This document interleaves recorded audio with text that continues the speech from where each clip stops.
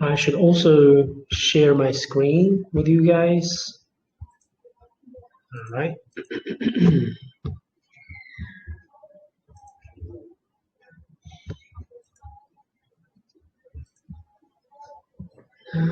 Okay, let's see. All right, so Charlotte says, about the paragraph 1, visitors staying on cruise ships compared to the total. Number 2, visitors staying on the island compared to the total. I like it. Yeah, that's not bad.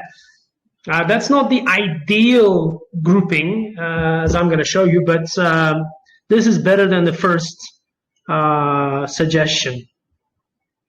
This is good. So we're improving, right? Getting better. Eldor, what do you think about grouping this particular line graph? Honestly, I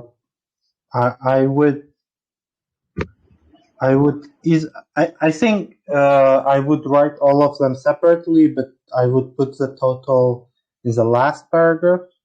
Mm-hmm. I'm still thinking about it. Maybe we can combine these two in one paragraph, the cruise ship and island. I don't know, but the total would definitely be separate in my writing, at least. And the other would probably, yeah. I would probably have 3 paragraphs if I had this in an exam. Okay, so in your exam would probably go for 3 paragraphs, which I think is okay. And plus, when we only have 20 minutes, this time constraints don't really allow us to go that deep, dive deep into the task analysis. So my advice is just go for whatever you think is right without thinking too much.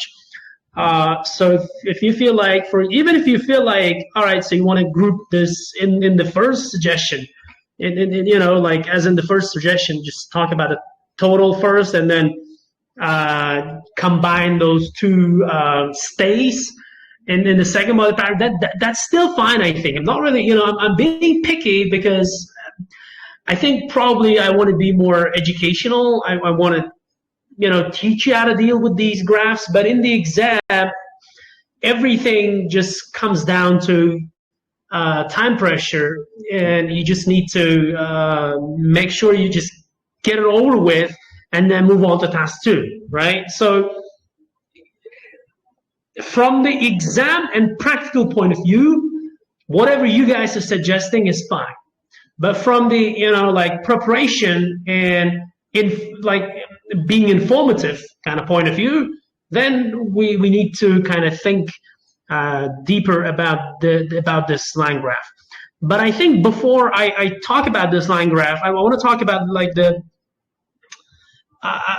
line graphs that IELTS usually throws at us. All right, it's a conventional line graphs.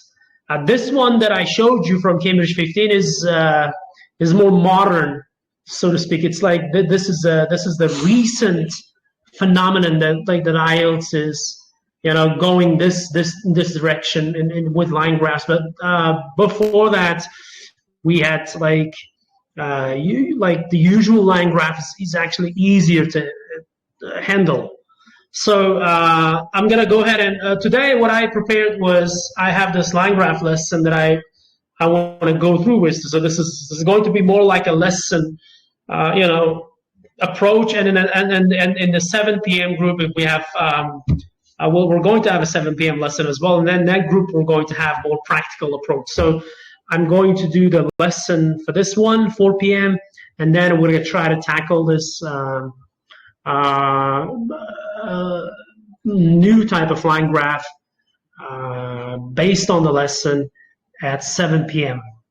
With the 7 p.m. group. And so you guys are more than welcome to join. And I feel like when I look at these chats, usually those who are joining 4 p.m. lessons are also not trying to, they're not missing 7 p.m. lessons. So I'm usually like just talking to the same group of people.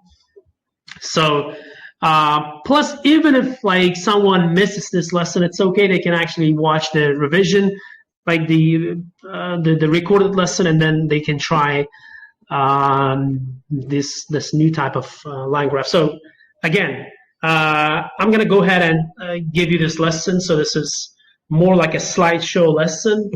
But I will go through these things like quickly, the slides quickly. So this is my this is the lesson that I usually go through with my students. And let me know, Eldar, if you can see my screen, like if you can speak to the mic and tell me if you can see the screen, because now I'm using this F5 button like on the keyboard, and I can't see the chat. Yeah, we can see the screen. Okay, right. This is from Cambridge 7, test 2. As you can see, we have the good graph showing us the consumption of fish and some different kinds of meat, right? So we have chicken, beef, lamb, and fish. So normally, like, what would be your way of grouping this? Like, feel free to talk to the mic, because like I said, I can't really check the chat now. So talk to us, like, about how you would group this data. Fish and meat consumption. I'm sure you must have seen this graph before, you know, especially if you've been working as an IELTS instructor, or if you've been an IELTS enthusiast, you know, for the last few years. So what would be our way of grouping this piece of information?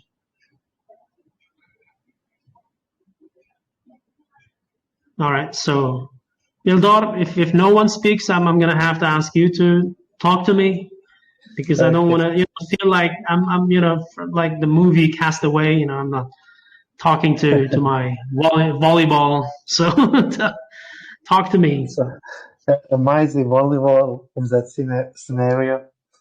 Yeah. Wilson. Okay, right? so yeah. So you're like the Wilson. Okay. Yeah, like you said, I have seen this before, and I've tried. So like when I see the same graph, or look at the same question with different groups, I usually try to challenge myself and go with like different. So I've tried this with 2 paragraphs, like chicken and beef in 1 paragraph and lamb and fish in 1 paragraph. That kind of makes sense, because with chicken and beef, you can say that they are going like the opposite direction, right? And lamb and fish, they are like kind of similar. Similar, you're right. And you actually see the same thing with chicken and lamb. They're actually going in this opposite directions as well. Yeah. And they're starting at the same point and then going like different directions, right? Chicken and lamb as well. Yeah. I've tried that version also, and I've also tried like with 3 paragraphs, beef and lamb, and then chicken and then fish. Beef and lamb in 1 paragraph, because they are kind of following the same trajectory. And then chicken in 1 and fish in 1, and so all of them turned out okay, I think. So this next slide, we're talking about how to find key features in line graphs, which I think is quite straightforward. Number one thing is you need to look at the overall change. Like what's happening in our previous graph, we can see that, like, I think the chicken, there was an upward trend in the chicken consumption, right? And then beef and lamb, I think both were going down, right? And then fish consumption kind of stayed the same, if I'm not mistaken. So you want to analyze those overall trends and then talk about them, you know, like probably in your first sentence in your overview paragraph. And the next thing you can talk about is highest and lowest points. This is more of an element in the comparative graph, but even with line graph, even with like trend, trend graphs, change over time graphs, you still need to look at highest and lowest points if you want to, get a higher task achievement score.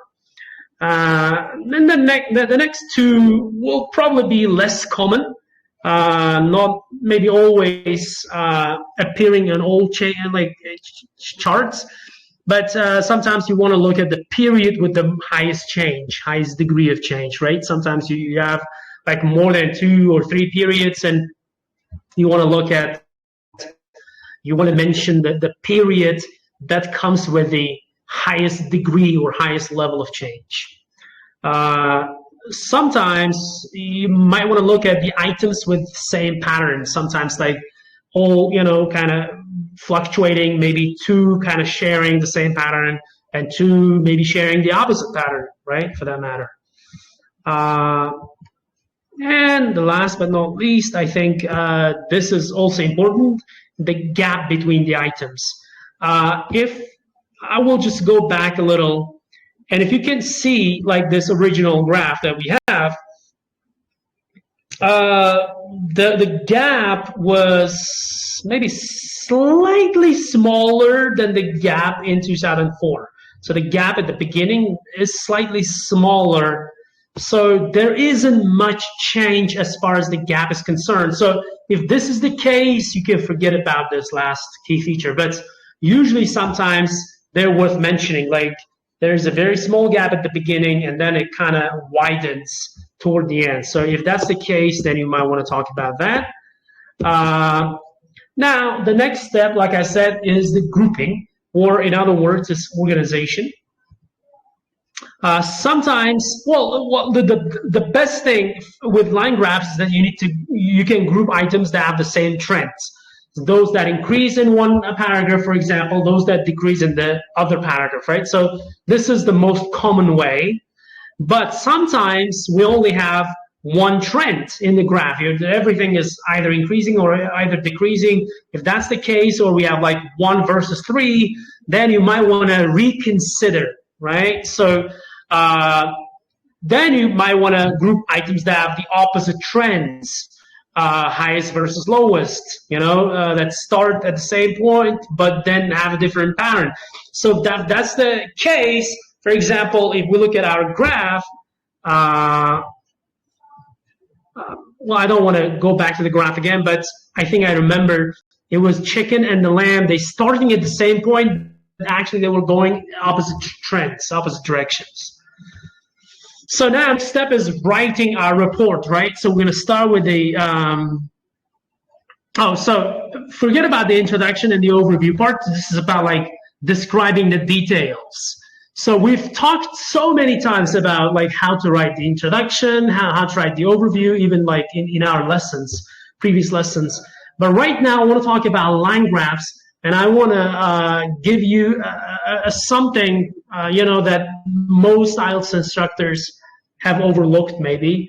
You need to start by describing one item completely. So you have like, let's say 4 items. You decide on the item to start with, and then when you start your body paragraph, you completely describe that first item, because you cannot really talk about the second item yet because you haven't mentioned it. So there's nothing to refer back, right? So this is the rule of thumb with line graphs. Just talk about the first item completely. For example, when you're describing, you should always include the starting and the ending points, right? And any other important points, if there's any breaking points. Okay, so I wish I have this line graph next to me somehow so that, I can talk about that. But unfortunately, I don't have the graph with me. But if you have a line graph, you can actually, test this. So don't describe every small change. This is the common error that I see students, make in line graphs. They just talk too much about these micro details, right? Like these small details, the small changes that are happening throughout the period. So just need to like talk about those 2 points definitely, like starting the endpoints. And then maybe there's only one like important point in between that you need to consider. I doubt that there will be 2 important points between the start and the end. So I always think there's only one like breaking point. And then you go describe the second item, but now you can actually compare that back to the first one because you already introduced the first one. So you can talk about like maybe some like you can compare by saying X started slightly lower than Y, or X followed a similar pattern, or you can say X showed the same pattern, or X overtook Y. If any of these are relevant, and then you move on to the, let's say, second detailed paragraph, because I feel like if you have 4 items, you already described the first and the second in the first body paragraph, and then the rest should be included in the second body paragraph. Usually, order of your paragraphs also have significance if you're aiming for 7 or higher. So your second body paragraph usually contains less interesting trends, so to speak, right? Like less significant trends. The key rule you need to remember is never compare to an item that hasn't been introduced yet. So this is something that you need to remember about line graphs and make a note of if necessary. Never ever compare to the line or to an item that has not been introduced yet, okay? It's fine to make comparisons between paragraphs. It's okay if let's say you're describing the third item and you go back and you compare to the first item you mentioned. It's okay. All right, so let's say your first body paragraph talks about chicken and lamb, but then you moved on to the second body paragraph where you're talking about fish and beef. When you're describing beef, if you want to talk about that crossing point with chicken, that's fine. It's okay to refer back to chicken. In fact, this is something that gets you a higher score because that way your whole report is intertwined and it makes more sense. Okay? Any questions at this point? Or maybe Wilson, if you want to jump in and maybe talk to me before I start feeling lonely again. There's nothing to add from me. Okay. Okay. All right. Yeah. No, just covered pretty much everything. So. Okay. All right. So this was not my, but someone else's, but the model introduction anyway. The line graph illustrates how much chicken, beef, lamb, and fish was consumed in a single country in Europe over a 15-year period. Units are measured in grams per person per week. Anything you want to add, Eldor, here, like to this introduction, or anyone else for that matter? Like, or maybe any comments, anything, any feedback, either positive or negative. Again, this is not my introduction, so you feel free to take it down if you want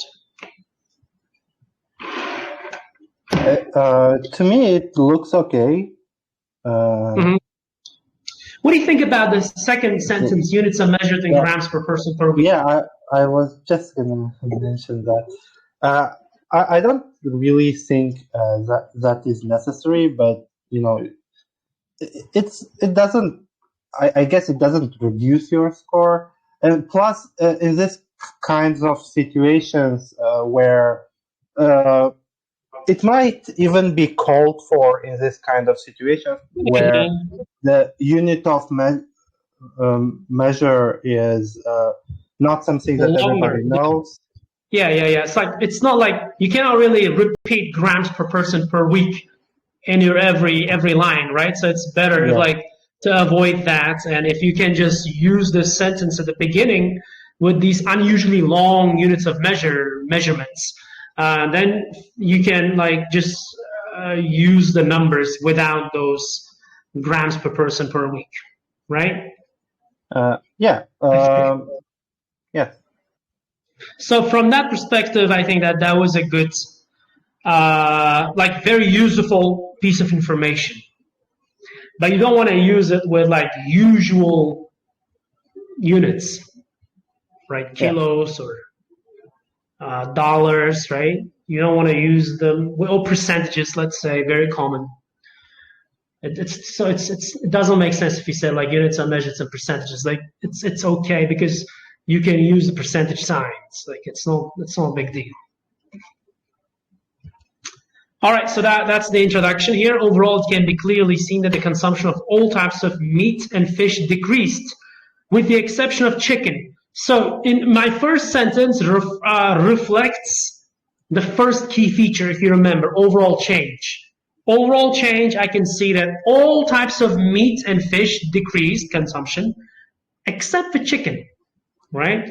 As a result, although beef was eaten most in 1979, chicken was the most highly consumed in 2004. Eldar, what about the second sentence? What was the key feature that we're referring to here?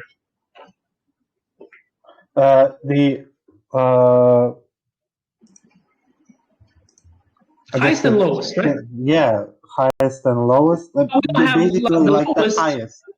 We're only referring to the highest from like two different time periods. Yeah. Highest in 1979 and the highest in 2004. So it's the highest and lowest is an umbrella term. You don't always have to use highest and lowest. Sometimes you can use, like if you have two pie charts, you can use like two highest points from each pie chart. This is still a highest lowest detail, right? Or we just had single line graph, but we're just looking at two highest points from two different periods. Whenever you have two elements already included, you don't really need to think about the lowest, right? Okay, so that was our introduction and the overview. Is, as a result is a good thing here, because as a result is not something that you usually see in task one, especially in line graph, but here, like all of them decreased. There's actually a cause and effect here, right? There's an obvious cause and effect. Yes. Chicken increased, so as a result, it became the most highly consumed meat. I remember you not liking this phrase as a result, even in task 2 essays. And you're right, it's very unusual to see it being used in task 1, but you cannot just throw in this phrase. You just have to use it like sensibly, I think, like wisely, and in the right context. And in this case, it was used like appropriately, I think. Yep. All right, detailed paragraph 1. I think if I remembered correctly, in the first body paragraph, they're going to cover chicken and lamb, and you can see though that rule being in place with this detailed paragraph. Like first, you start with the first. Like if we're going to start with chicken, then we just stick to chicken, like completely. I'm going to talk about the first sentence. Beef and fish were the most and least consumed meat in 1984. Okay, so they start with beef and fish instead of chicken and lamb. Not really sure why. And this is the first sentence, is topic sentence. It's telling us that this graph is going to cover beef and fish, and they're the most and least consumed, meaning like highest and lowest. And now the second sentence, maybe technically speaking, this is actually the first sentence right after the introduction, like topic sentence. They start with the beef. Consumption of beef started at around 220 grams. You see they're now omitting per person per week because it was already mentioned in the introduction. And despite dipping to roughly 180 grams in 1984, recovered to hit a peak of 240 grams in 1980. Oops. So this is a mistake. I think it has to be 2004 or something. However, from this point, or maybe 2001, I don't know, consumption fell sharply, ending at less than half its original value. Eldar, can you, if you have the graph, can you pull it out quickly and fix this right away? Like, what is the year here, correct year, if you have Cambridge 7? Just a second. You can even Google it, I think. Chicken and like meat and fish, whatever consumption. However, from this point of view, consumption fell sharply, ending at less than half its original value, 100 grams. That's it. You see, they completely described the beef consumption first. I feel like there are too many details in between. Like, I feel like there are like two like points in between the starting and the end point, ending. I don't see the graphs. I'm not sure if this is justified, you know. I hope it is justified, but to me it looks too detailed, this first sentence. Hello, could you find the graph? Yeah, I'm looking at it right now, and so 206 grams, which year? The second 1984 is, I think, correct. The first one should be maybe 81 or something, 1981. Maybe. Okay. What about this one, this 1984, the first sentence? It was the most and least consumed meat in 1984?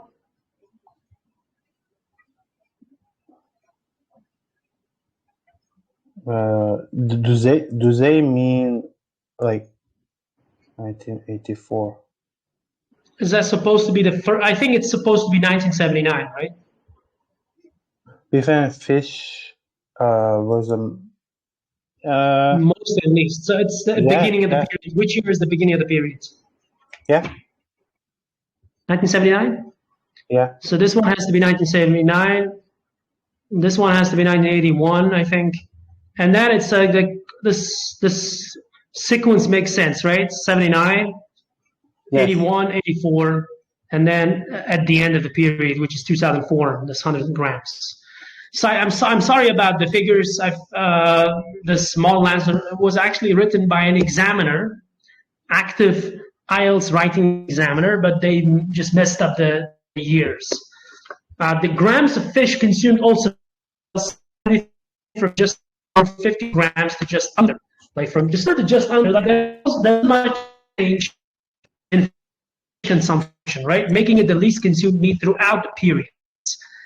And when there's not much change, there's not much you can describe. So the second sentence, or in our case, the third sentence about fish consumption is like spot on for me. Like it's everything that I need to know about fish consumption, right? Although, like, you agree with this? Like, I like this part about the fish more than I like the part about the beef for some reason. Yeah, honestly, I would have said gradually instead of slightly, but it's okay. Mm-hmm. Okay. Yeah. All right, next paragraph. Oops, okay, so they're saying to increase your score for coherence and cohesion, you should tell the examiner why you've placed these two items together in the first sentence of your specific details. So this is referring to this underlying sentence. Meaning you need to tell the examiner why you grouped beef and fish together. That's why it said beef and fish were the most and the least consumed meat in whatever, 1979. So in this way, the candidate is basically telling us why they grouped these two types of meat together. Okay, this improves your score for coherence and cohesion, they're saying. This is basically aimed for 8. I think like Band 7 candidates, they usually start with consumption of beef, like with the second sentence, and that's still fine. You can still get your 7.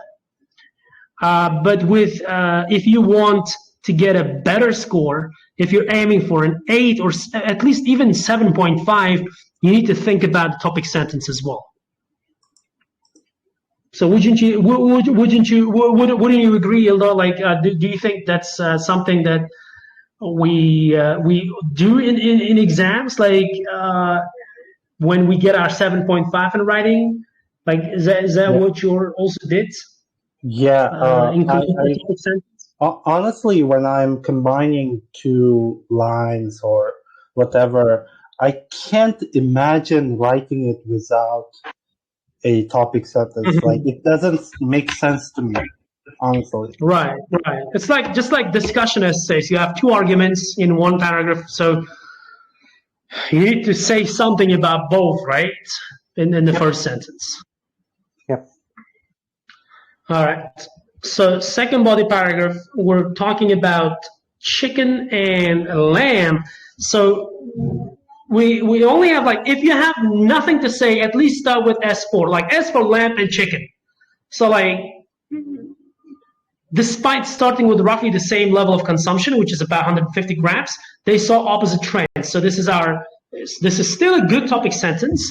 Despite starting they at the same level, they saw opposite trends. And then we were going over with this, while consumption of land fell steeply to end just above fish. So you can refer back to fish. Remember, it's okay to talk about, make comparisons with the item that was already mentioned in the previous paragraph. It's okay. So, but that of chicken grew sharply, overtaking beef in 1989 at 200 grams. In fact, by the end of the period, beef and chicken had more or less reversed positions, with the latter ending with the highest consumption of all items in all years at 250 grams. Okay, so what do you think about this paragraph, Eldon? I would never write like this, but I feel like this cross references between the paragraphs is something unusual, right? yes, especially this in fact sentence. It looks good. It looks good, but like maybe this is something that we don't have the confidence maybe to write something like this. Yeah, like I said, this was written by an examiner, so they feel like this is the key to Band 9. Yeah. I'm handing you the key now. Yeah. If you can do that, and if I can do that, I can actually say the same thing about myself too. Like, I would never do that in the real exam. I wouldn't have the guts, I would say. I would have the guts to, make that kind of reference. So this is for our higher level students, those who are already getting 7.5. If you want to further improve your score, if you have a line graph and then you want to practice this referencing, and this might actually be the key that you're missing. One more thing here is, if you look at this sentence starting with in fact, it's not just referring back, it's also drawing inferences, right? And this is something that most IELTS instructors do not recommend, like making conclusions, drawing conclusions. Usually say, like, just explain what you see and that's it. But this sentence where they say beef and chicken had more or less reversed positions, right? I think it's not so much as conclusion as but it's more like, I don't know, maybe inference, as you put it originally. Yeah. It's more like a suggestion. It's saying they have more or less reversed positions, and it's a fact that they did have reversed positions, right? If you remember the graph. Yes. And it's again something that maybe I would think, if I were in an exam, maybe I would think about it for just a second, but I wouldn't know where to put it. Yeah, right, especially if you're not like grouping these Beef and chicken. chicken and beef together, right? Yeah. If If you you're want to not put them together, then this would be like a clear-cut sentence. This would be our go-to sentence. yes, but if you're not, then you wouldn't really know how and where to put this sentence. Exactly. You would think about it. I think I would also think about it, that I would be clueless, and given the time constraints, I would just give up. Yeah. I'll be like, forget about it. Yeah. Okay.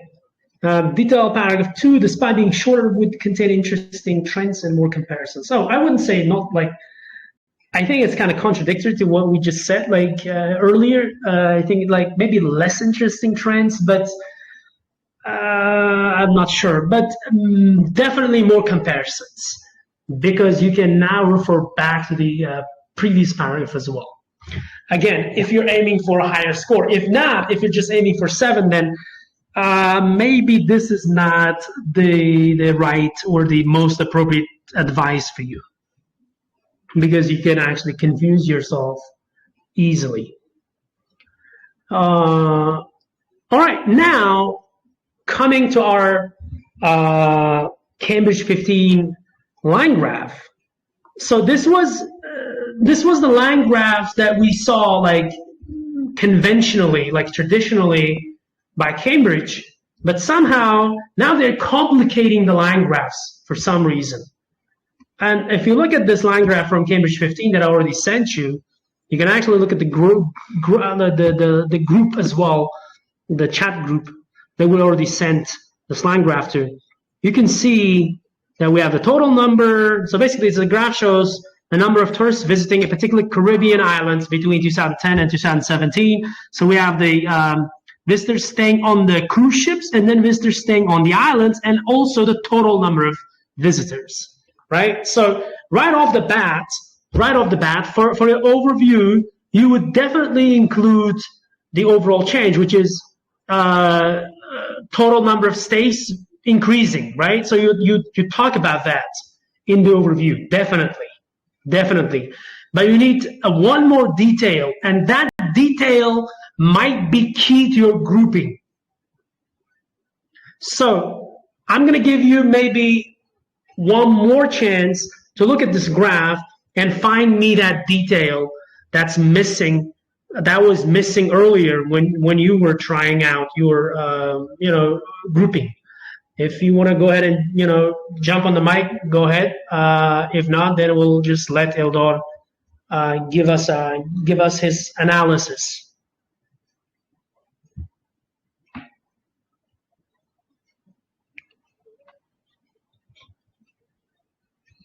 Eldor, I think it's just you and me today. Yeah. This one is hard, honestly. Yeah, it is. That's why I have it. Like, I'm gonna be honest with you. If I were in your place, I would be in the same position. I would be in the same shoes, if not worse. But like I said, I know the answer to this. I learned it from one of the examiners. So I know the answer. So I'm not like I'm just now being cocky, but that's I'm just trying to kind of show students how you can actually analyze under pressure. And since you don't know the answer, it's a great chance to see how you would develop your grouping here. Yeah, like I said, I would go like there are many things that I could say, but in the exam I wouldn't really have time to think about all of them. Yeah, but one thing.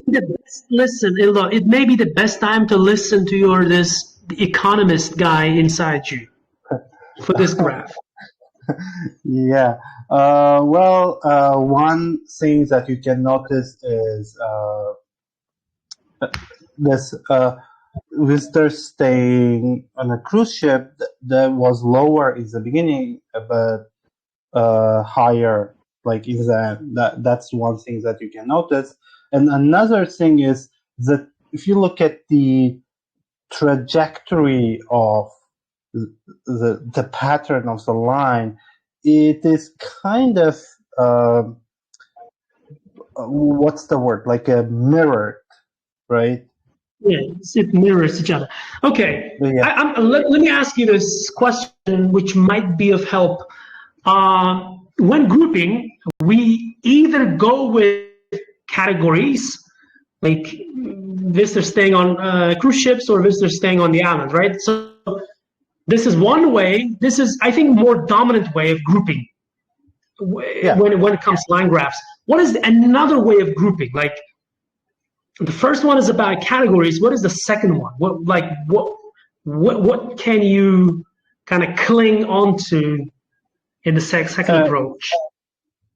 Yeah, you can divide the period into two. Time periods, exactly. Yeah.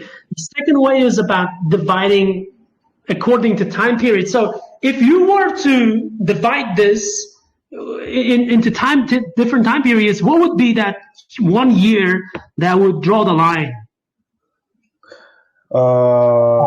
It would. Even this question is hard. Really? Okay.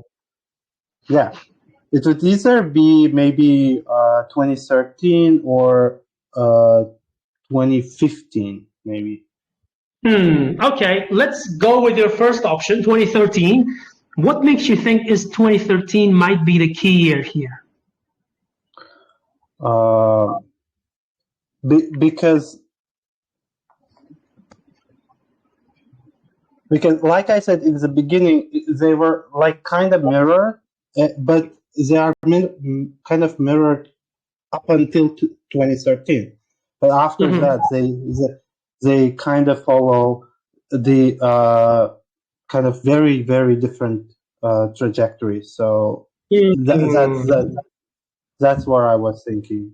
Okay, you're close, but your assumption may fall short. Your assumption about the latter years, like post 2013. Post 2013 is also kind of mirroring each other, but so let's look at it from the mathematical point of view. So the total keeps increasing, right? Yeah. It's like if you look at this, you have what? 0.75 the first year, 0.75 plus 0.25, right? 0.25 plus 0.75. You add them together and you get 1, right? Yes. Yeah. And then you have 0.5, 0, probably 75. You add them together and you get that figure, whatever, 125, right? Yeah. And then you have,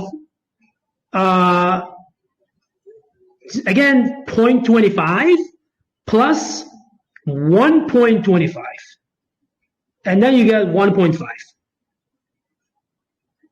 And then the next 2013, you got 0.5 plus 1.5, you get 2, right? And then 2014, you got 1 plus 1.5. So earlier, if you look at 2013, 2014, what is that one? Island? Is that the island? Not really changing, right? It stopped increasing. Yeah. For 2 years. For 2 years. But the total keeps increasing. Right? Yeah. On what account the total goes up, still goes up, despite the fact that there's this no change, or what was the word? Stagnation. Yeah. Well, it's obviously because of the people staying in cruise ships. Yeah?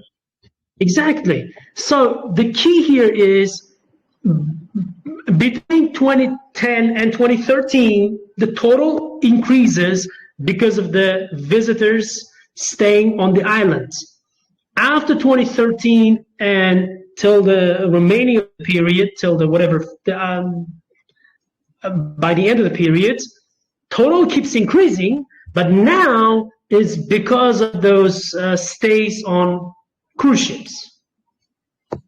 Yeah. So that would be our justification for grouping, if that makes sense, right? Yeah, but like if you gave me a full day, I don't think I would have come up. Yeah, I know. This is Cambridge, And listen, even examiners don't get this type of analysis, so they have to rely on their own analysis. And imagine you getting this in the exam. And if you're an examiner, you can't figure this out. So you're just, assessing reports based on whatever you think, and all of a sudden someone comes along and then they have this analysis. But you've already checked 100 reports previously, but this opens your eye. It's like, oh man, I missed this. And do you have to go back and recheck? And I don't know. What do you do with the previous reports that you already checked before realizing this? If you're an examiner, I don't know. This is hard. This is a hard, tough graph, right? Yep. It's hard. I'm so excited to talk about this graph. I'm not sure if you guys are feeling the same way, or if you're like, I don't really see why they're stuck on this stupid graph.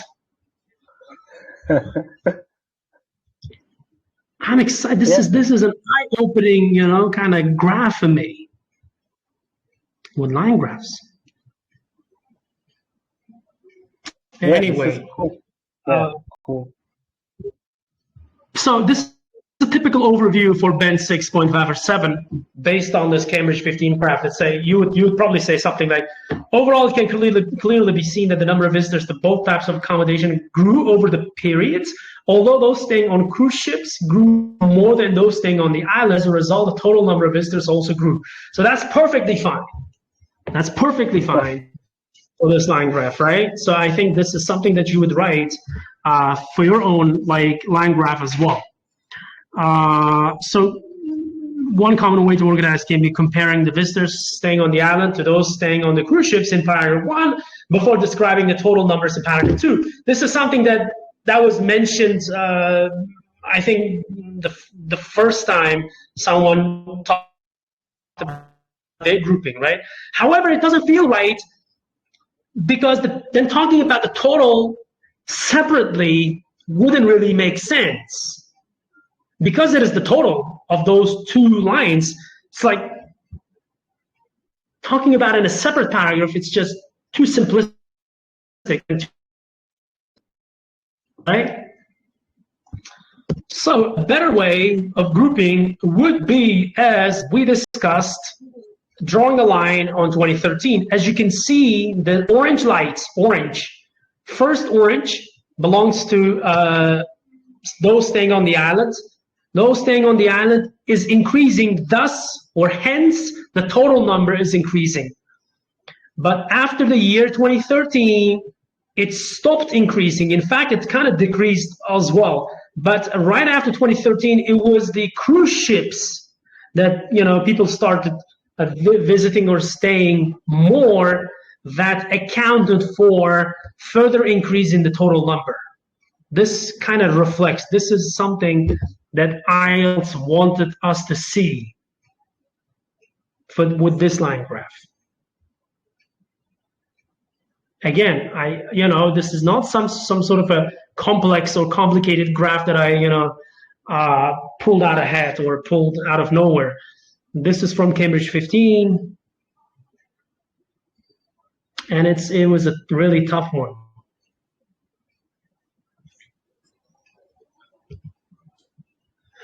So we can see that in the first 3 years, the total number of visitors increases because the number of visitors staying on the island increased.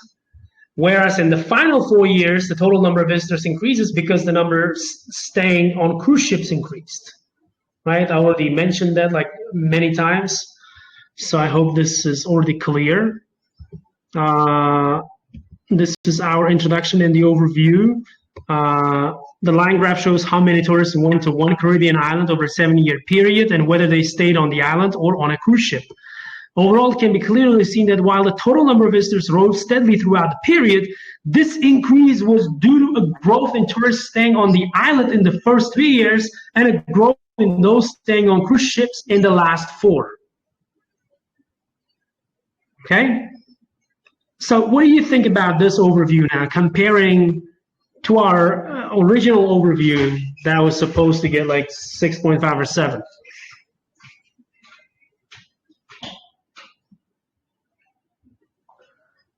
Is it clear enough? Would it paint the picture for you, like, Ildar? Yeah, it would. Like, yes. But again, it's like, it's something that's completely new. Maybe we could even describe it as like eye-opening, maybe. Like, yeah. I'm now thinking about all the other line graphs that I've written over the years. yeah, exactly. Tell me about it, man. I had the same feeling. I'm like, I didn't know. Like they say, this the simplest, the easiest is the line graph, and you know, man. Okay. So detailed paragraph 1, we can just go over, or we don't even have. In fact, I think we can skip it and then maybe talk about this in the next lesson. I think it's clear enough for today's lesson. And then we have one more graph from Cambridge 16 that could be your homework. If you look at Cambridge 16, we have this household number of hours of housework, and then also the appliances, like ownership of appliances, different appliances. So we can talk about those things as well. Okay.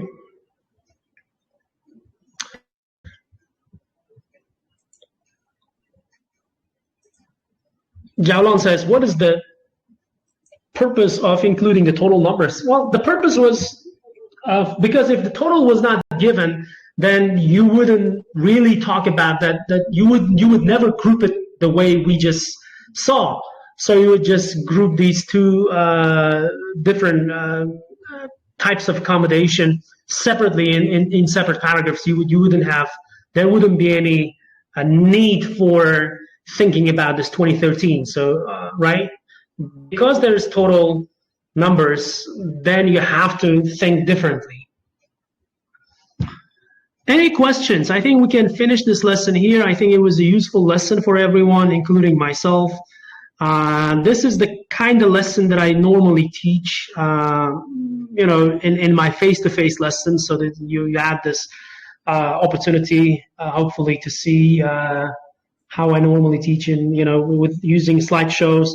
Like I said, it's not something that I invent. I tell my students as well. I admit that I get these things from different sources, and I acknowledge that this was coming from examiners who also work as tutors as well. So it's not like every single examiner would know what to do in this situation, but they say it took like 6 months. That particular examiner to be able to see it. And I agree with it. Ildar said he would probably do it like in 24 hours. And I agree with him. I think he would, because he has this instinct. He has this weird economist guy inside of him. He would probably see it. But for an average person, it would probably take, maybe, if you look at it like consistently or constantly, then it would probably take about like a week, I think. I think one thing that I can add here is one of the reasons that I did not see this was in task 1, we are usually told by many resources out on the internet, by our instructors who taught us, that we shouldn't talk about causal relationships between Right. lines, right? If you're talking about a line graph, usually, like I've heard it a million times from different people. You shouldn't talk about these causal relationships, but here they are, and then that's why, like, I had this kind of mental block.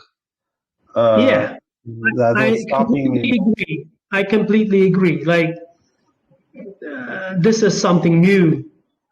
And I think IELTS is moving towards that. Like, basically, not necessarily cause and effect, like 100%, but something that, like, something obvious that we can talk about. And again, this is for higher level students. If you're like aiming for only 7, then that's fine. You can still get your 7, by just grouping it whatever the way you want to group. And like, many examiners wouldn't really know this approach would existed. I'm trying to show you a very unusual task 1 that I saw in one of the pretest questions. Maybe we can describe that in the next lesson. All right, looks like I don't have it like at my fingertips, so I will probably show you the graph in the next lesson. So the whole point of this was to talk about like how IELTS is changing its perception. It's, you guys here still? Hopefully, looks like I had this little disconnection. Eldor, Yeah, we hear? we can hear, yeah. Okay. All right. So that was it. Thank you guys for joining. I think it was a brief but very useful lesson, hopefully, nonetheless. At 7 p.m., we're going straight into practice.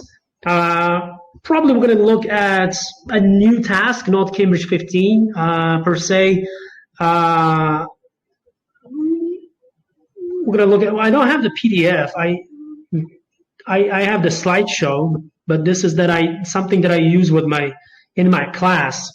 So I'll see what I can do. Okay, I cannot send you the whole the slideshow, but what I can do is what you can do is you can rewatch this video and then take pictures or take notes. That would be great, right? Hopefully, because that way you can cement this concept into your head, like in a very solid way. All right. All right, guys. Thank you for joining. So I'll see you. So you'll see some of you at 7, where we're going to have more practical lesson. Eldor, anything you want to add, maybe? No. Okay, so you'll be taking probably the charge in 7 p.m. lesson. Hopefully, we'll look at a line graph, maybe a more complex line graph like that, with the total, including the total. So I think you sent one of the tasks that you sent was that, right? About like we had that kind of graph, no? Yep.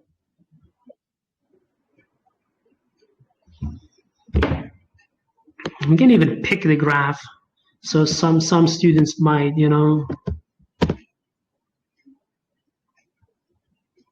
Let me see this one. No, this doesn't have total. Oh yeah, this one does have a total, but it looks very simple to me though. It's electricity produced from like all sources. You have the total number and then different, like a variety of sources like coal, nuclear power, natural gas, and water power. So we can pick a question. Either we can discuss this one, maybe, like, doesn't have a total, but still looks ugly to me, scary to me.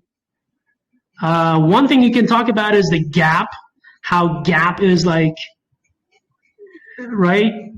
Yeah. Shortening, maybe. With this one, I think there's nothing, there's no trend you can talk about. You can just talk about the highest and lowest. The group maybe coal and water power together because it's the highest and lowest, and then talk about nuclear power and natural gas together because they're kind of closely tied.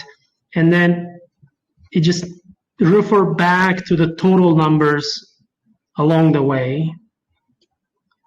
Or we can think about grouping them separately, maybe from December to April, and then, I don't know, like, we'll see. We'll have to see.